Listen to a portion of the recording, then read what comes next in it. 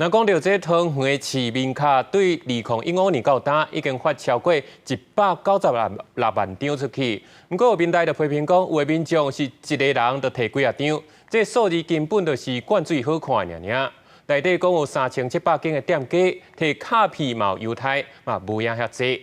市政府是表示，按照年底进前会出第2版的市民卡加 App， 手机咧用，这用起来就会愈方便。汤圆市民卡2015年发行到即马超过196万张，发行量是全台第一。张先正市长上任了后，进行更新，有计年底进前推出 App 2.0版本，佮加3700外间商店签约，提供食啉耍优惠。也毋过合作店家表示，其实真少民众会使用市民卡来消费。那你有用市民卡吗？有啊。那你知道它有很多的优惠吗？有。会使用吗？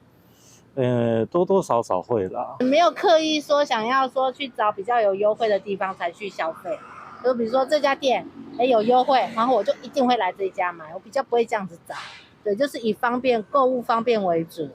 也有议员质疑，汤圆市民卡分一般、敬老、爱心、一生好运、学生、儿童优待卡等，不少人当时有2张以上，根本就是咧洗卡冲发行量，呼吁重新整合，立法会回应。无洗卡依规定核发，受法规限制，各类市民卡暂时无法度合并。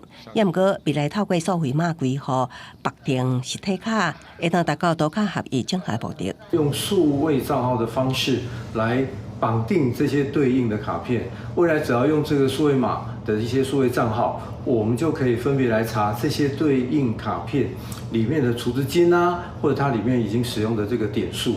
立法会表示，目前透过网页版数位码，民众会当骑马借册，享有特约商店优惠。有计年底之前也可会推出 App 版，提供除达金、碳卡价查询、电子支付、行动缴费。活动平台甲点钟关1点钟公停。记者综合报道。